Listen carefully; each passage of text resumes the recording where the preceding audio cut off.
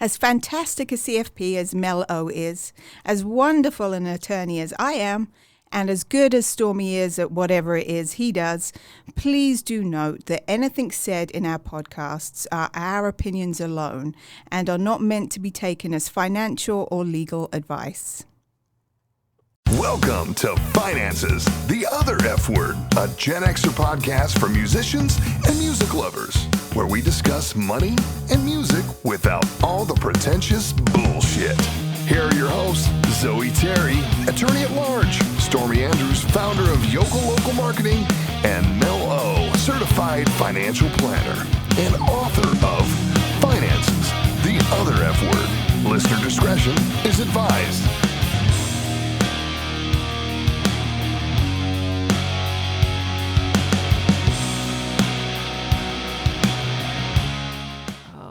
Maybe. Look. Why is my head cut off right there? Oh, yeah, baby. My God, Smile you want to for fuck me, yourself baby. so I do. badly right now. Oh, my God, I do. I'm feeling myself. Okay. All right, here we go. Hey, guys. Welcome to Finance is the Other F Word. Today, we will be talking about artists who went broke. Or bands gone bust. Hey, Zoe. Yeah. Guess what? What? I'm feeling kind of frothy today. You want to know why? Why? Two reasons. Number one, Yeah. I saw an interview with Keanu Reeves. Oh, I like Keanu. Oh, and in John Wick, John Wick series, he's hot as fuck because he is constantly hurting people. Oh, yeah, he's a bad motherfucker. Oh, bad motherfucker. He's so, you know what? And I'm also feeling myself today because... Oh, God, that's an understatement, by the way. If she could lay down and have sex with herself right now, she would. Very true. Look, you know what? Somebody's got to do it because I swear to God, it's been Somebody, a please. hot minute. Yes. And the second reason why I'm feeling super frothy is because I'm wearing, for the first time, a bralette. What? Now, please do tell what a bralette is. Okay, so first of all, it's basically a fucking tube top, okay? But it's supposed to be a bra. So the millennials have this thing now where they're wearing bralettes as shirts. So basically, think of a super lacy bra Right. with no shirt. There you Wow. go. That's it. You know, it's probably like maybe 4 inches of material, goes all the way around, and then it kind of looks under your shirt like you're wearing a tire across your boobs. Right. Yeah, so it's not sexy at all. Yeah, So why are you frothing about it? I don't know, because I thought it was kind of cool at first, and you have to put it on over your head. Wow. Can you imagine, like, having to, like... Oh, trying to get these big tillies in them. And that was a shout out to Deborah. I've got I couldn't get my big tillies into that, a bralette. Unfortunately, I could. Yeah, And that's why I'm wearing it now. I don't know. We'll have to come back and see if that's going to be going to ever be redone. I don't know if I'm going to be able to get that wear that again. And then also, our book is still on Amazon. Finance is the Other F Word. Woohoo! Pick that up on Amazon, and 10% of net proceeds go to Forgotten Not Gone and Paws, providing animals with support. There you go. I don't know. Meow. Yeah. Well, there's dogs too. Yeah. There's dogs too. And of course, you know, Zoe's starting us off with a little bit of belching. That's okay. Pardonnez-moi. I was just feeling a bit frothy myself. Oh, well, you know what? That's okay. We're all frothy. At some point, I will get laid, and it's going to be awesome. So it's going to happen. And when it does, listeners, I'll share it with you. It'll be a big deal. It'll be a big deal. I want every gory detail. Oh, you're going to get it anyway. You're going to get it anyway. Okay, all right. So starting with artists went broke or... bands gone bust. Okay, let's start with... and also, one of the things you will also realize is that our testosterone to our estrogen is again absent. No Big Daddy. Yeah, no Big Daddy, but you know what? He is making shit happen. So... somebody's got to. Yeah, exactly. Somebody's got to pay the bills, and it's surely not us two. And then, so. then the other two of us, we just do the podcast, and he's making all the money. But little Mini Stormy is still here. Mini Stormy is still here. Some would say he has more personality. I wouldn't do that, but he is still kind of funny. Yeah, he's funny looking. All right, that's horrible. But I'm looking at Mini Stormy, and he has a really weird look on his face. Like when they took the picture to do the 3D modeling. If somebody was taking a picture of you to do a 3D modeling, would you have that look on your face? It's a little weird. Well, kind of like... yeah, kind of like he's actually getting 3D modeled versus just standing for a picture. Anyway, nonetheless. All right, so let's start with Zoe and probably some British bands we've never heard of at all. That's what I like to do. I like to mix it up for you Yankees and, and I'll be throwing in some financial stuff as we traverse. Ooh, that's a big word. Traverse through the podcast. I bet you couldn't spell it. I can't. Anyway, so I'm going to start you off with a band called Blue, who were very big in the early 2000s in England. Their big hit was in 2001 called All Rise. And if you haven't heard it, you must. It is hilarious. They have very tenuous links to the legal system, with objection overruled and I rest my case and things like that. Is that what made you want to be an attorney? No, because I already was one for quite a time by 2001. Sweetie. So did they copy you? They could copy me anytime because they're four lovely looking lads. Are they? All right. But anyway, would any of them want to have sex with me?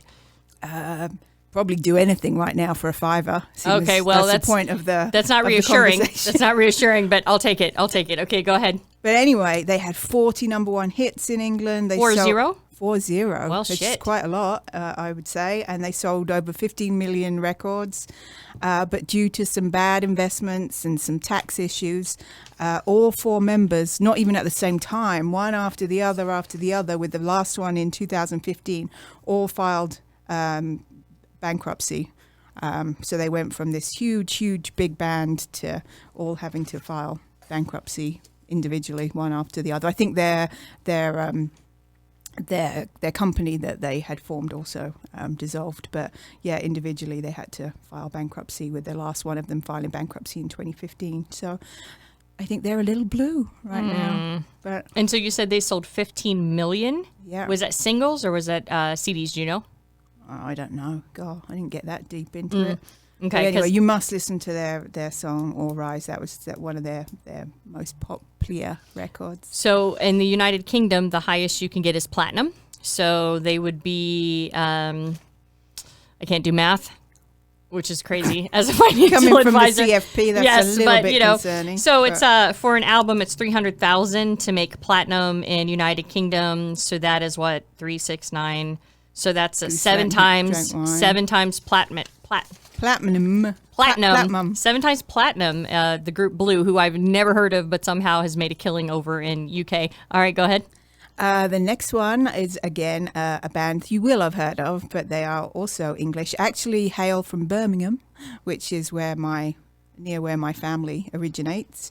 And that's the great and talented UB40. Ah, the white guys who sing awesome reggae. Yeah. There's a rat in the kitchen, what am I gonna do? There's a rat in the kitchen, what am... No? I don't know that. Don't know that one? I know Red, Red Wine and another song. Everyone knows Red, Red Wine. So okay, Rat in the Kitchen by UB40. We'll put that on our Spotify list if I can find it. And also Red Wine, because, of course, everyone knows Red Wine. Anyway, 4 of the members of the band had to declare bankruptcy in 2011 after an unpaid tax bill. Seems like, the tax man cometh. Yeah. Hey, that's the title of a chapter in my book. Wow. What? Oh, my How God. did I know that? I don't know. But somebody might think I might have read it a couple of times. It's awesome.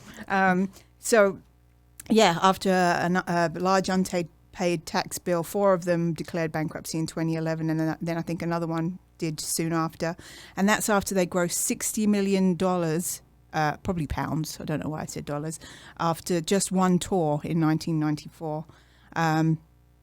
So, yeah, they were pretty wealthy, and then it all went wah. So UB40, let me get this straight, made $60 million. After just one tour in 1994. I mean, from one tour in 1994. Do you know if they were the headliners? Yeah, I mean, that's one of their tours. Oh, okay. Yeah. All right. Mm-hmm. Wow. That's a lot of money for one tour for somebody who has like 2 major hits, at least stateside. Oh, but they had plenty more. I can't right now think of it, but I wasn't a fan. I'm not a fan.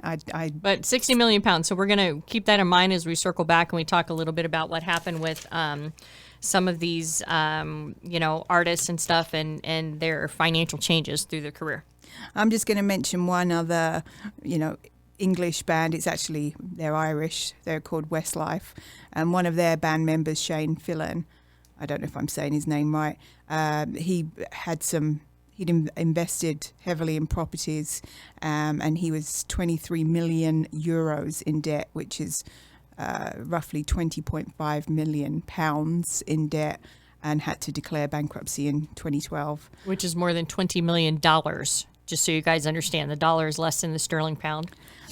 So yeah, Westlife is, like I said, again, not my kind of music, but very poppy. And that's interesting because, I mean, at least what ended up happening is in 2008, and we have a prior episode on 2008, go listen to it. We had our real estate market go bust. And then what ended up happening was that at the time 2008 was going on, we were actually having people invest in the BRIC countries, Brazil, Russia, India, China, the emerging market countries, because the United States was in the crapper. But then what ended up happening is when we bottomed and we kind of started pulling out of our recession, Europe got our cold. But I believe that was all done by 2012. So the real estate market in Europe should not have still been hit. So I'm wondering what type of real estate investments those were for him to go bankrupt over it in 2012. Well, it's probably just the knock-on effect from then. He didn't file bankruptcy till 2012, but that's only a few years after 2008. He probably just couldn't recover. Yeah, I'm guessing. I don't know. Yeah, because we bottomed in, I think, March 9th of 2009 or March 6th of 2009, and then Europe ended up going through it for 10, 11, and so that would put him at the very tail end of it. So then he probably did get hit by the real estate cold that United States gave everybody else. You're welcome. Yeah. Oh, thank you. And then I just wanted to, this isn't a band as such, but we've done another podcast on music festivals. Mm-hmm. And I wanted to mention we have a lot of music festivals in England, and a music festival in Cornwall, which is in the south west of England. That's actually I always thought when they said Cornwall that was not... like that, there's no way that could actually be a real name. No, that's a real name. And you'll like the name of the festival even better. Oh, God. I'm sure it's going to suck, like all of them do. It's great.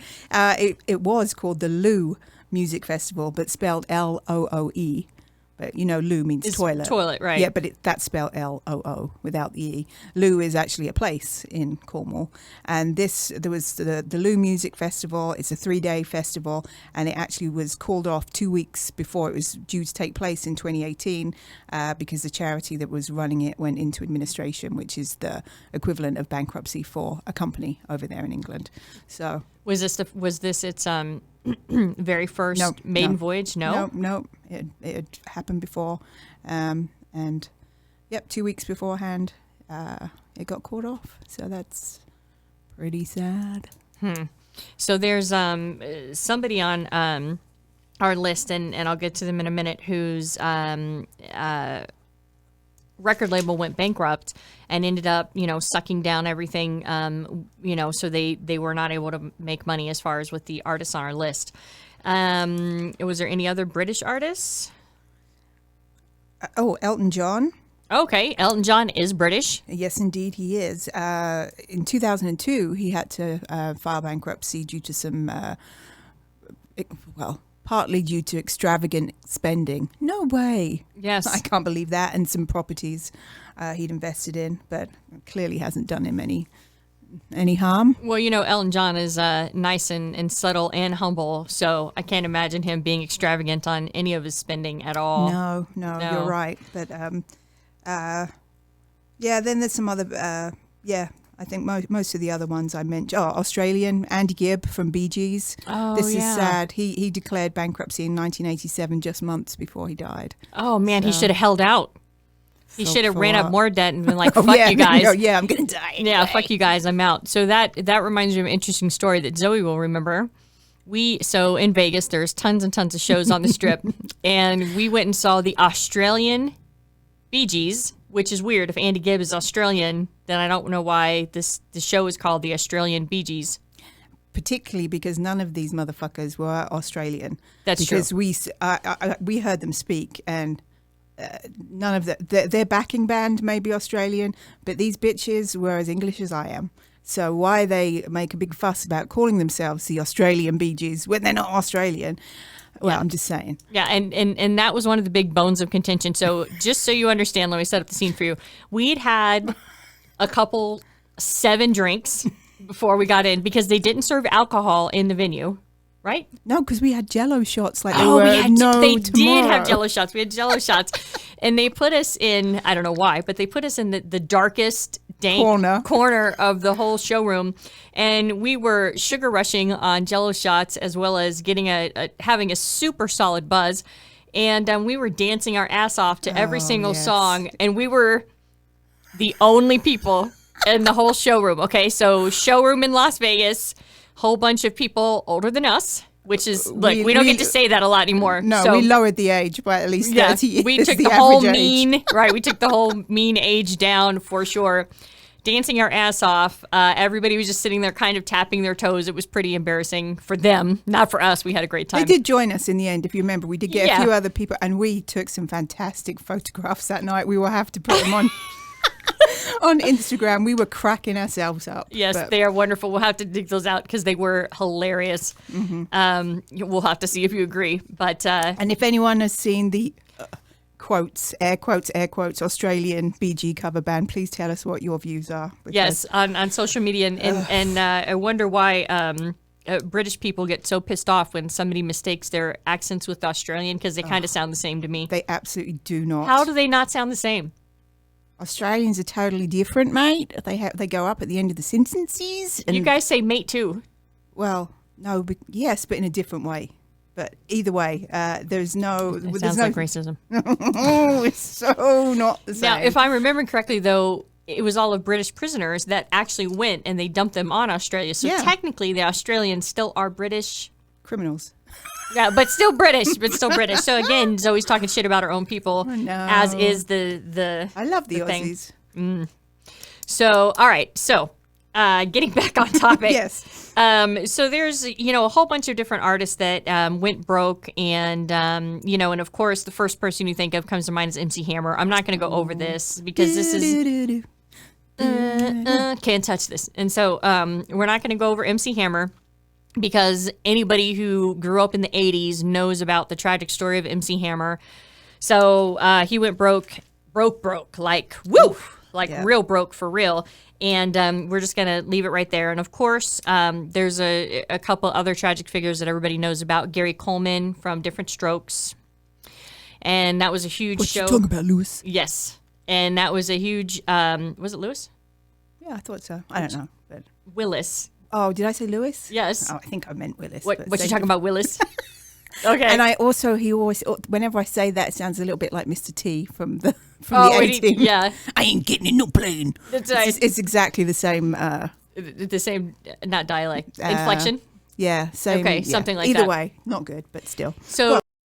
With Gary Coleman is that he ended up declaring bankruptcy, but he declared bankruptcy because his parents fucked him, first of all.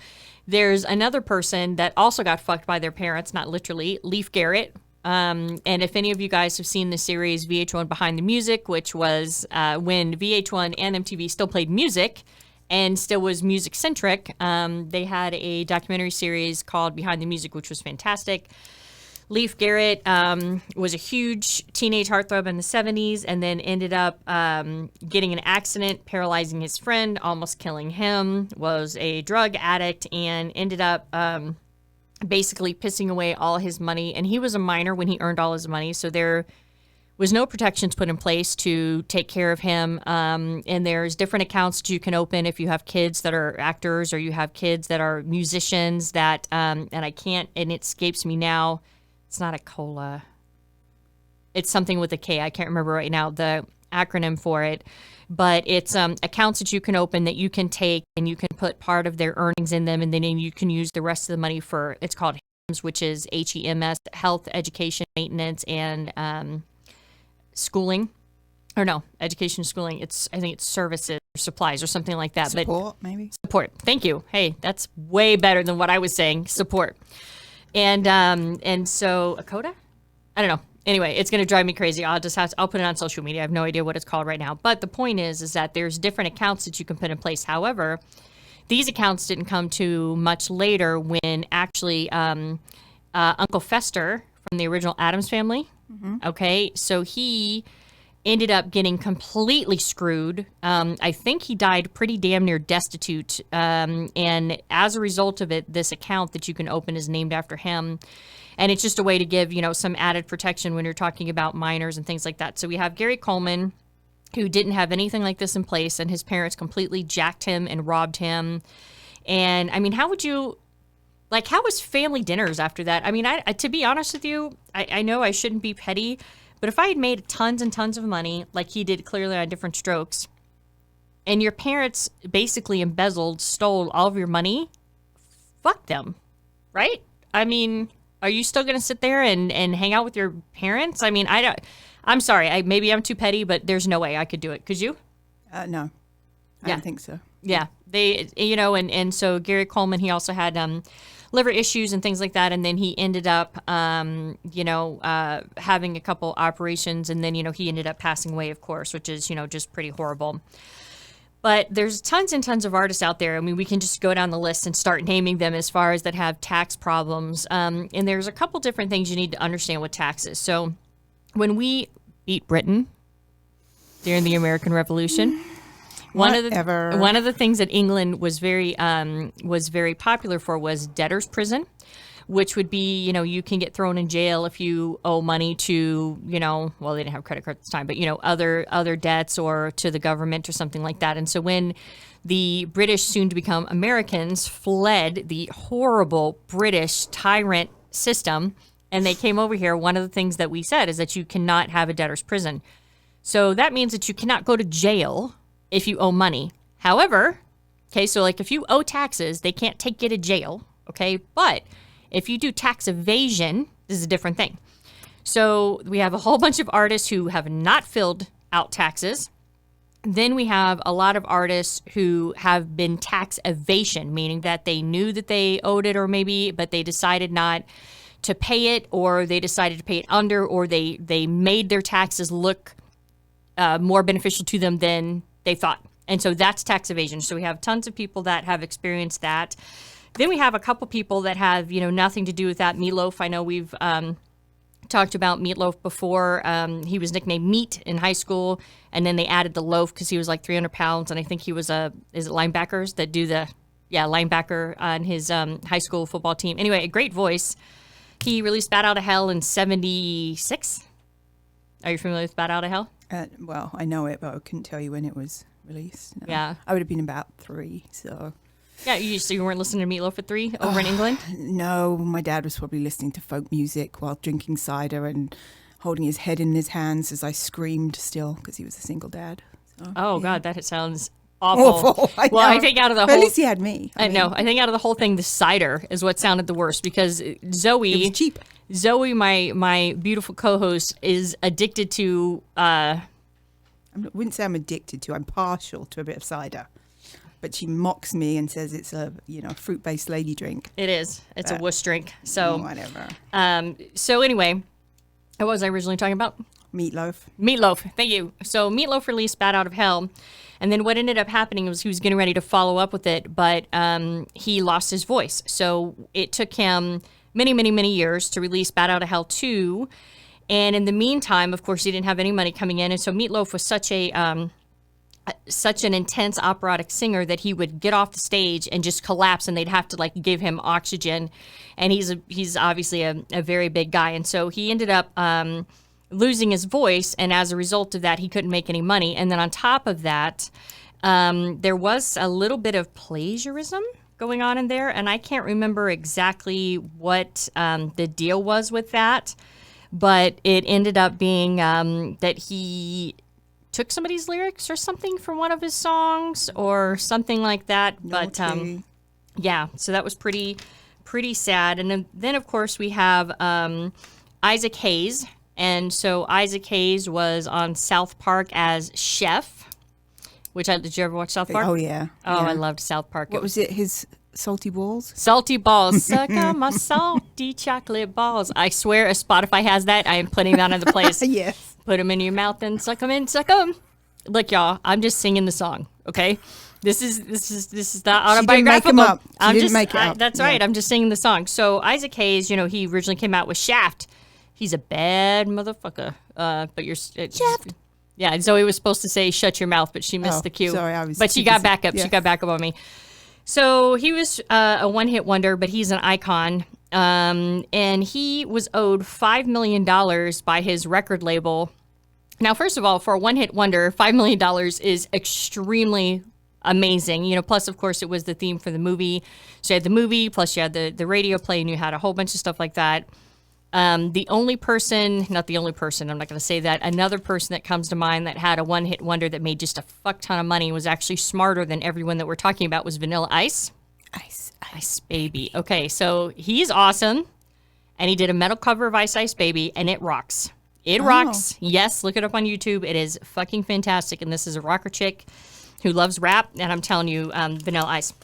And so what ended up happening with Isaac Hayes is that he was owed $5 million, and his company his record label became insolvent. So when you talk about insolvency or being insolvent, what that means is that you just can't pay your debts. So, a lot of people carry debt, but if you're still making payments, you're not technically insolvent. Insolvent would be like after Hurricane Katrina happened, there was something in the tax code that allowed people to declare insolvency, meaning that that they just did not have the ability to repay their debt, and they got, I believe, a tax credit. And if you listen to our tax podcast, we talk about the difference between tax credits, which are dollar for dollar write-downs of your gross, and then we talk about tax credits, which are not the same. So, and then the one thing that we see as a recurrence besides the whole tax thing is we see people just not giving a shit and not paying attention to their money. Just spending it all. Just spending it. Well, and even when they have a business manager. So, if you have a musician or you have a band, you have a group, what ends up happening is that part of your posse, your financial posse, is your business manager. Your business manager is your quarterback, and they are supposed to pay your bills and make sure everybody gets paid. 9 times out of 10, they're supposed to get an investment advisor to be able to invest money for you in a smart way. But unfortunately, a lot of business managers, and this is probably going to come back to haunt me, but it's the truth. A lot of business managers think they can do it all, or they're just too afraid to let go of the reins because they don't want to lose the business. And what ends up happening is they try to become investment advisors, or they try to make decisions on really risky investments that don't necessarily fit the risk profile of the actual bands. And so you have Billy Joel, who is another piano man, Elton John, and they had a thing here. Elton John did the Red Piano, but then what was Billy Joel's and Elton John's tour called? I can't remember. What, they did one together? Yeah, they did one together. They had a show down here on the Strip for a hot minute, but it was a limited engagement. So Billy Joel had his brother-in-law manage all of his money. Oh, that's never a good idea. Yeah. And so you had, Piano Man, I think was released in 74 or 5, which was, one of his hugest songs. And then you had all of his stuff, with Uptown Girl and all that stuff coming all through the 80s. And you have We Didn't Start the Fire, which is like in 87 or 88. And in 90-something, he ended up declaring bankruptcy. Actually, I think it was late 80s. He ended up declaring bankruptcy because basically his brother-in-law embezzled all of his money. Hush. Now, so, I don't know if he's still married to that lady or not, of the brother-in-law. But again, this is another thing where you have family managing your money, which doesn't make sense. I don't manage any of my family's money because I don't want to talk about that shit over Thanksgiving. Mm-hmm. Okay, so this is what happens, though, with a lot of musicians is that you come up, you don't know who to trust, you're in a brand new industry, and what ends up happening is you go with the people that you trust, but the people that you're trusting are either out of their league, or some of them maybe aren't really trustworthy, which is in the case of Billy Joel's brother-in-law, and they ended up suing him. And Billy Joel didn't, it was in the 90s now that I think about it, because Billy Joel didn't realize this had happened until he got audited. And when they did the audit, then they uncovered it. And this is without the audit, Johnny Depp this happened to Johnny Depp as well. He, as of last year, he was suing his business manager for $650 million or something like that, where he had embezzled it or taken it or something like that. And so, Johnny Depp, of course, I mean, good Lord, he's an A-list celebrity and easy on the eyes. And if Johnny, if you want to hit me up, I don't know. He might literally hit you up. I'm just saying. Well, do you think, did he really hit her? I was going to say allegedly. Allegedly. So, and I'm just going to keep shouting out to people until somebody takes me up on my offer. Do you think it'll ever come through? Oh, yeah. I mean, eventually. Okay. All right. The problem is I just keep getting older as I'm still waiting, but that's okay. It's not a problem. I'm cool with that. And talking about managers and disputes with them, Cyndi Lauper also had to declare bankruptcy in 1981, but the other way around, at that point she was in a band called Blue Angel, her first band, and she got into a dispute with her manager, and he ended up suing her, and she ended up having to declare bankruptcy. So. Wow. I wonder why, if she was in a group, I wonder why he must have sued her specifically, because she probably personally guaranteed most of the debt for the band, is what I would be assuming, maybe. I don't know. Don't know any more deets than that, but... Yeah. Well, the good part is that with a big fuck you, she ended up... Now look at her. Yeah, she ended up getting super popular. And the one thing... in those commercials, so... Which commercials? She's in commercials for some kind of skin disorder. Oh, that's great. Okay. She's doing all right. Yeah, I don't know where to put that. Well, and then that's the same with the Cher. Okay, so Cher back in the 90s was on an infomercial. This is when she, hadn't released Believe in Love yet, and that was a huge global sensation, much like this podcast, by the way.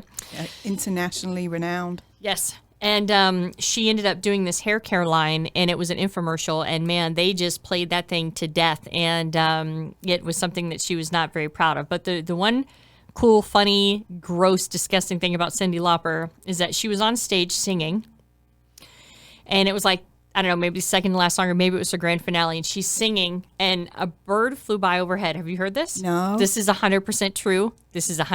Look it up on YouTube. She's singing, because Cyndi Lauper has a very powerful voice, even though she's like a twig size. And as she's singing, she's like belting it out. A bird flies overhead. I know where this is going. And shits in her mouth. Oh, God. This is the truth, you guys. First of all, the aim that bird had to have flying over all those people and holding it. Enough of this shit. Enough of your True Colors. And she was probably singing True Colors too. And the bird flies over and shits in her mouth as she's singing. She finished the song because she's in the middle of like she's not like saying words, okay? Yeah. And so she's like holding a note, and the bird shits in her mouth, and she finishes and then gets off the stage with bird shit in her mouth. And there's an interview that she does, and she's like, and a bird shit in my mouth. Like she's really animated about it. Professionalism right there. Dude, she is the shit, okay? Literally. You can't talk any crap about Cyndi Lauper. No. I'm sorry. But I did not know she was in a band before she went solo, so that's very interesting to know. And so we have a couple different things that work against a lot of people. Is we have the tax issue we talked about. We have, people owing you money that are basically going bankrupt or losing money. And then one of the other things that we have that we've already kind of touched on with Elton is just the amount of debt that they rack up with a lifestyle. And so you have discretionary spending and you have non-discretionary spending, okay? Non-discretionary spending would be mortgage or rent or car insurance or, something of that, utilities, something like that. So these are stuff that you have to pay daycare. That's a non-discretionary expense, okay? Then you have discretionary items, which would be, if you're Michael Jackson, chimpanzees and giraffes. Gotta have them. And giraffes, Ferris wheels, a train that goes around 30 acres of his property, I think it was, and various other assorted details in Neverland Ranch. That would be considered discretionary spending. And what ends up happening a lot of times with musicians and actors is that they turn over the keys to the business manager, and as long as they keep living the way they want to live and spending what they want to live, they don't keep eyes on what they're doing. And so they don't understand, especially if, let's say, you have one, big hit album. And the thing is that the freshman album is usually the best album because the bands have worked on writing that album for 5, 6, 7, 8 years, and then they break it, and then they have to immediately within, I don't know, a year and a half or 2 years, they have to come out with a sophomore album. And they don't have as much time to write it. Plus, they're all caught up in the lifestyle and groupies. Unfortunately, I never got to be a groupie, but I hear there's other women that totally got to be groupies. Don't look at me. Yeah, hashtag goals. It's not over yet. Yeah. Oh, yeah. I'm like, yeah, I'm sure. I don't know if any of my 80s rock guys would A, want this, and B, if I'd want that. I'm not really sure. But Barry Manilow's in town.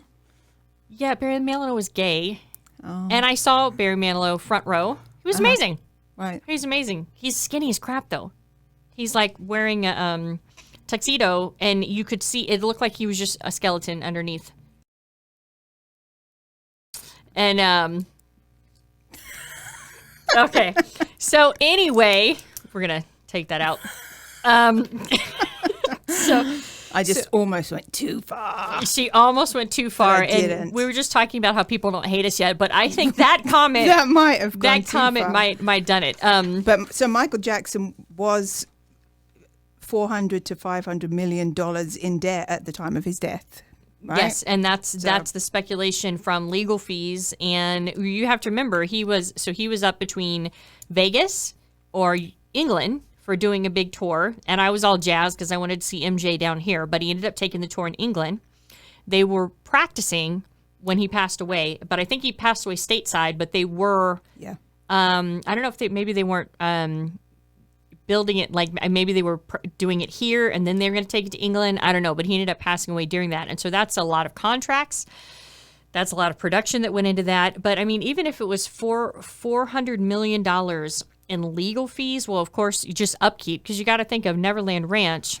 Well, according to what I read, a lot of it was interest on loans. So. Oh, okay. So that's a big deal. So one of the things, like with the United States budget, okay, one of the things that is a really big item in the United States budget is interest, and this is usually interest on treasuries that you would go buy, like a U.S. Treasury bond, 10-year maturity, and then you earn interest on that, and usually right now I think the interest is like 2.40% to, like, I mean, it depends on where they are, but let's just say 2.5% is basically what a 10-year treasury is yielding you.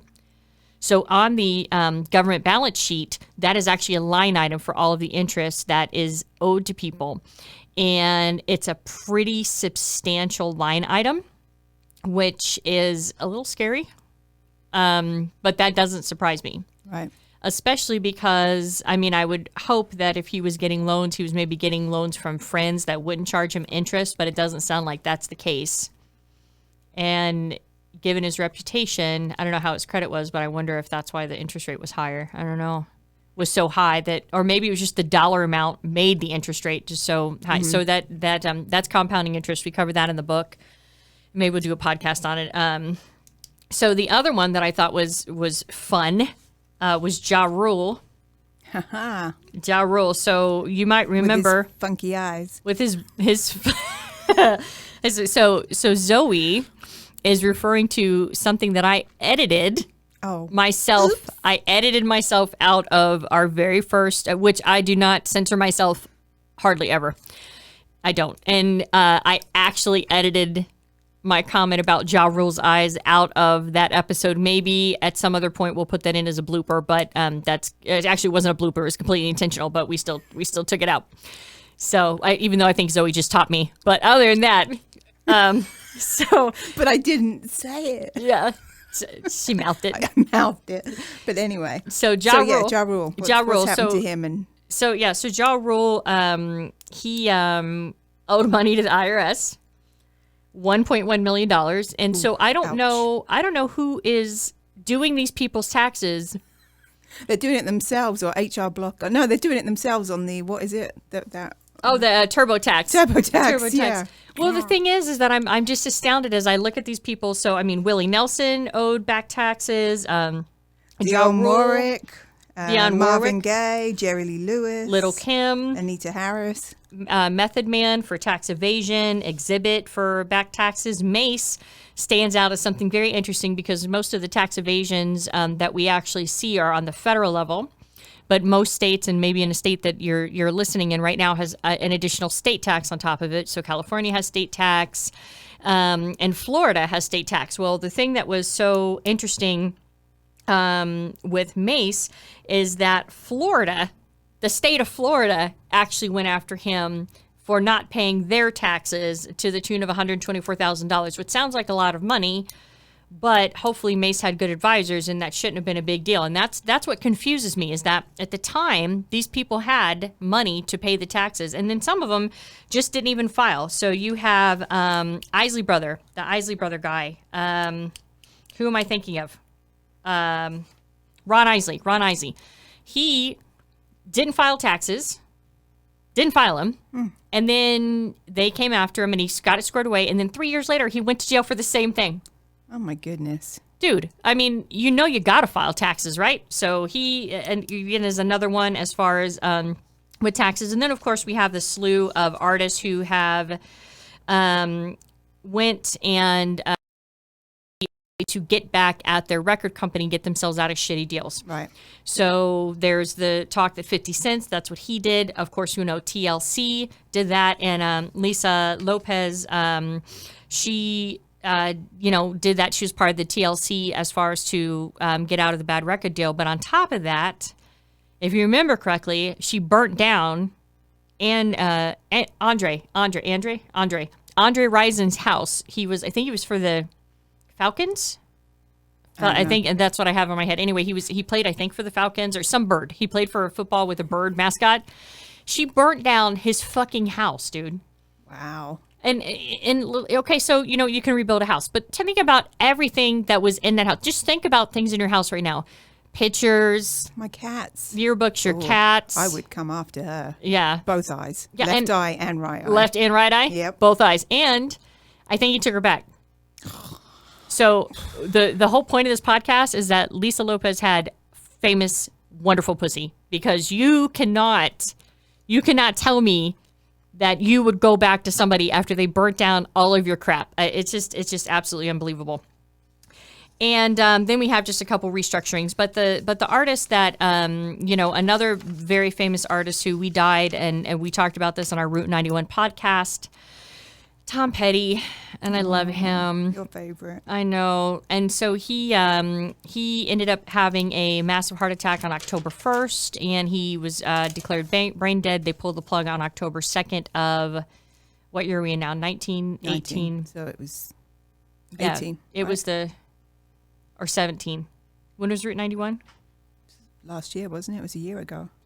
Oh, so it would be... Yeah, 17. Sorry, yeah. So the same time that we had to deal with Route 91, we had to deal with Tom Petty. And Tom Petty had relative success as he was working through, and he was the first person, to the best of my knowledge, that actually did this. And what ended up happening was his record label got bought, and he got pissed off about it, and he didn't want to be traded. And he declared bankruptcy, and he fought him in court, didn't have the money, and he ended up getting released from the record contract to be re-signed by the same record label that gave him more money. And then he released Damn the Torpedoes, which was a huge album, which is one of my favorite albums. And it's a red cover, and it has just a picture of him on it. And it had a whole bunch of hits like Don't Do Me Like That, Refugee, Here Comes My Girl, Even the Losers, and then one of my favorite songs that was not on the radio, You Tell Me. And he kind of kicked off the, hey, we're going to declare bankruptcy to be able to fight our record labels and get a better benefit from it. So the basic thing that you need to take from all this kind of stuff is that you need to file your taxes, okay? And, one of the things that you know about is that if you end up owing any type of money to the IRS, you can call them and you can make a payment plan.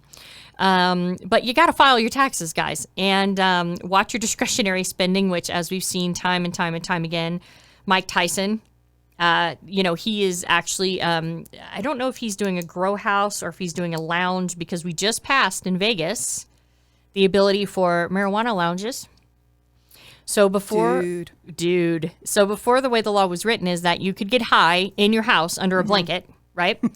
But you couldn't do it on the street, on the strip, even though it doesn't stop anybody, or in a casino, which it God. doesn't stop anybody. How many times are you driving along and all of a sudden you're like, Oh yeah, oh yeah, and so that was how the law was written. But they just passed a law saying that now they can have lounges, so you can go in to a place and you can, instead of getting a couple drinks or 5 or 6 if you're Zoe and I, you can get some weed. And you can kick back and smoke weed in a public place with your friends. And of course, it is still subject to the then same. you can't drive. Right, and it's still subject to the same DUI. Do you know how the DUIs are looked at with weed versus alcohol? Do you know like what the measurement is? No, I don't actually. Yeah, because I know that here in Vegas it's .08, which is the equivalent of about 2 drinks. So that's why, thank God, we have Uber.